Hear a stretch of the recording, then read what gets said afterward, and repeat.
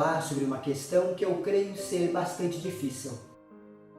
Cada um de nós, não importa a religião, pensa que o problema da dor, do sofrimento e do mal é extremamente difícil. Eu não quero que pensem que eu terei uma lista de respostas simples. O que eu quero é compartilhar com vocês o modo como eu abordo esta questão e que cada vez tem sido mais útil na minha vida. O problema do sofrimento e do mal tem dois lados. O câncer, por exemplo, através de uma doença, tem uma resposta oncológica e que me parece ser bem diferente aos olhos de um jovem de 25 anos que acaba de saber que terá poucos meses de vida do que uma pessoa que já tem uma idade avançada. Há um lado intelectual para a questão. Por que as nossas mentes querem razão e significado para tudo? A minha primeira resposta a esta questão é porque muitos de nós podem estar feridos. E temos perguntas que vão além dos nossos recursos humanos para respondê-las. Então eu tentarei fazer aquilo que me parece difícil, combinar as duas respostas, a ciência e a religião. E me perdoe se eu for bem genérico, mas eu espero que esta conversa abra caminhos de pensamentos de esperança e de fé para todos nós. Ontem eu visitei um cemitério e fui lentamente caminhando entre os túmulos, lendo cuidadosamente alguns nomes. Eu creio que visitar o cemitério desperta a nossa imaginação, porque ao lembrar que todos iremos morrer, nos faz também recordar que a gente precisa viver. E a igreja vê com bons olhos e recomenda a visita aos cemitérios para rezar pelas almas. E essas visitas, elas despertam em nós um grande simbolismo. Muitos de nós lembram, por exemplo, do 11 de setembro de 2001, como um horror, em que a gente assistia pela televisão a humanidade sendo despejada sobre a terra para nunca mais ser a mesma. E isso tanto é verdade que o 11 de setembro ficou cristalizado na memória daqueles que, com idade suficiente para compreender aquele mal que privou milhares de famílias dos seus companheiros, filhos que ficaram órfãos, pais que perderam seus filhos, amigos, parentes, colegas e vizinhos. Se Deus é bom, por que Ele permitiu esse vírus que mata, que enferma, que esgota recursos, que fecha igrejas, que destrói empregos, que permite essa tragédia que violenta as nossas almas e que suga do nosso coração a expectativa de um mundo melhor? Em 2011, pela primeira vez, eu refleti profundamente sobre esse tema, quando o pai de um catequizando comentou que o 11 de setembro demonstrava que não havia Deus algum. E então a procura dessa resposta me despertou a enxergar e a mostrar atos memoráveis de heroísmo e declarações de amor. Observe que após cada tragédia surge nome de pessoas, parentes que descrevem o seu amor, esposas que falam dos seus maridos perdidos, namorados ou colegas. Muitas afirmações claras sobre a fé de Deus e o seu amor, e a esperança, que deu origem àqueles que foram deixados para trás. Na verdade, particularmente, é tocante que as pessoas, elas não falam sobre seus parentes e amigos como se eles não existissem mais. Elas não falam deles, elas falam para eles. Eu te amo, meu pai. Você foi a melhor esposa do mundo. Eu não sei como será a minha vida sem ele. E isso é muito impactante para o nosso coração. E se você parar e pensar um pouquinho, você não vai encontrar um único murmurar de ateísmo, mesmo naqueles que foram envolvidos pelo sofrimento da perda e da tragédia. Eu lembro que o próprio Jesus na cruz perguntou ao Pai: Pai, por que me abandonaste? Eu sou uma pessoa que gosta de analisar as coisas e dividir em partes e entender como elas funcionam. Então, para ser simples, nós somos um ser criado à imagem e semelhança de Deus. Já na perspectiva da ciência, nós temos um cérebro dividido em duas partes, sendo que o lado esquerdo se preocupa com a análise científica e o lado direito com a busca de significados. E o que temos feito desde a era moderna? É negar o lado direito, que é o lado que nos traz o sentido amplo do amor de Deus, ao qual a vida se encaixa. Então, para mim, não faz sentido eu falar sobre a ciência se ela não trouxer esperança e boas perspectivas. Deus nos fez seres inteligentes e de livre-arbítrio. E, portanto, na própria ciência, nós apenas podemos encontrar resposta quando nós deixamos inspirar por Deus. Mas também há que lembrar que nem todo sofrimento é causado por seres humanos. Nós temos os desastres naturais, nós temos terremotos, nós temos tsunamis, temos pragas, temos doenças, que é aquilo que a ciência chama do mal natural. Há pessoas que, por não entenderem isso, simplesmente não creem em Deus. Eu não tenho vergonha em dizer que eu já chorei muitas vezes por coisas que eu considerei que eram injustas. Eu estive em Belzec, na Polônia, e eu vi o horror do Holocausto e a memória que ele deixou para muitos de nós.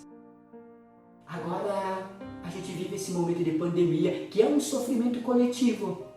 E alguns aproveitam a oportunidade para questionar a existência de Deus. E é isso. Para eles isso é conclusivo. E parece que ao afirmar isso, eles se livram do problema. Mas o ateísmo se livra de problemas? Peço desculpas se eu entrar num raciocínio mais complexo. Ou seja, para alguém que apenas crê na ciência, para o tema do sofrimento e do mal, o universo ele é regido por forças físicas e mutações genéticas em que alguns terão sorte de prosperar e outros não.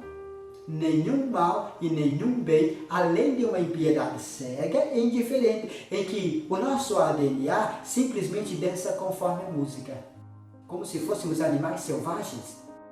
No entanto, os próprios ateus, com base na ciência, acreditam na capacidade humana em diferenciar entre o bem e o mal. Ou seja, que o mal é a ausência do bem. E que sendo o bem algo belo, algo divino e bondoso, pressupõe a existência de uma energia que é divina, uma força inexplicável que a própria ciência chama de Deus. E fazem muito bem. Mas ao mesmo tempo, aparento não crer nessa energia divina. Esta é uma resposta ateísta extrema a um problema. É essencialmente supor que simplesmente nós somos robôs pré-programados para seguir aquilo que é a inclinação genética. Para mim, a ciência, ela explica muito bem a relação de massa e energia. Mas ela não explica a transcendência de Deus refletida no amor que eu sinto, por exemplo, por uma mulher que me deixa feliz por ela não ser robótica, por ela possuir liberdade e vontade de escolhas, de dizer sim ou não. Isso é o livre-arbítrio de Deus. Me perdoe se eu estou sendo pessoal, mas essas coisas elas são reais. Você já observou que nós gostamos de pensar que nós fizemos porque queríamos fazer? E em outras palavras, a nossa dignidade, a nossa humanidade, ela consiste nessa sucessão de escolha que fizemos e ainda fazemos, e isto faz de nós aquilo que somos. Isso é, na minha mente, o presente mais maravilhoso que Deus nos deu, a liberdade de escolha. Deus assumiu um risco ao nos criar a sua imagem e semelhança. Você que é pai, você que é mãe, também assumiu o risco ao trazer o seu filho ao mundo. E esses filhos, eles poderiam crescer para amar ou para dizer não a vocês. E mesmo assim assumirem o risco.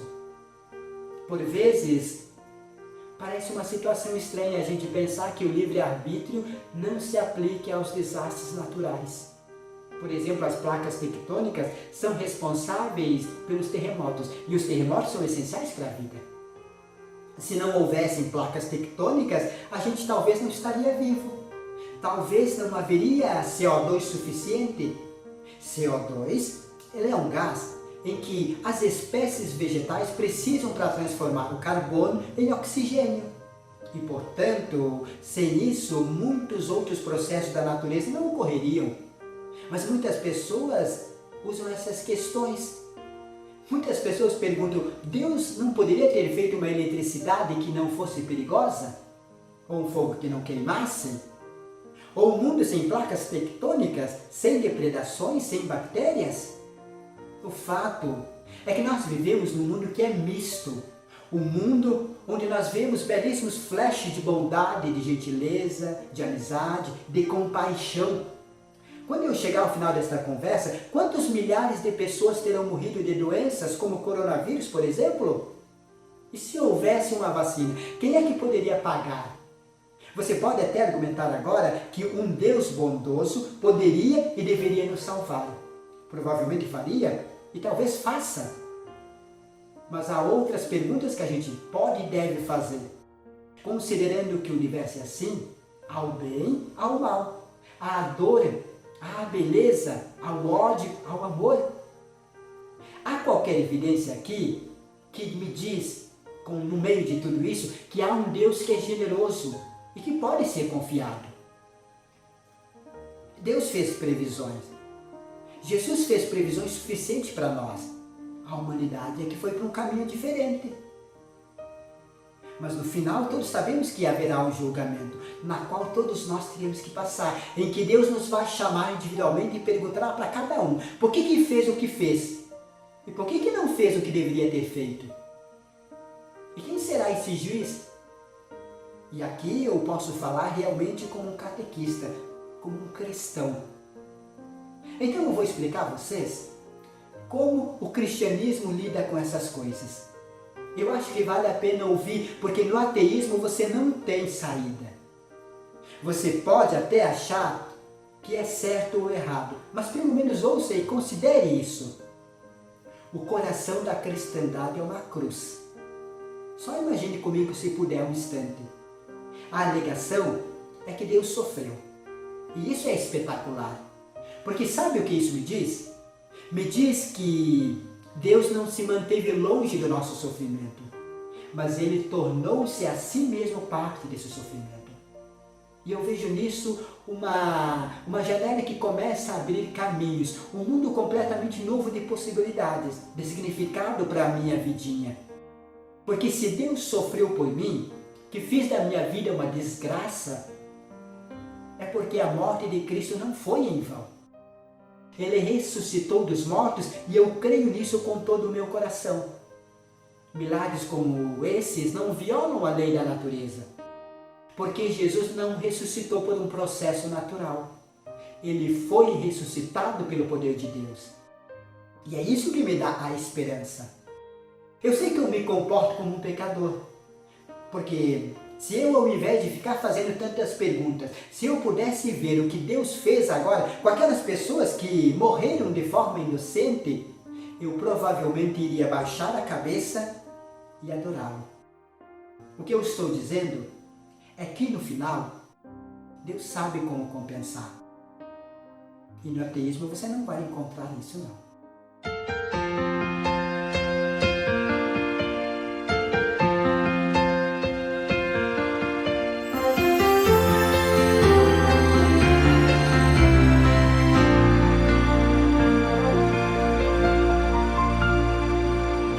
O Espírito de Deus está neste lugar. O Espírito de Deus se move neste lugar. Está aqui.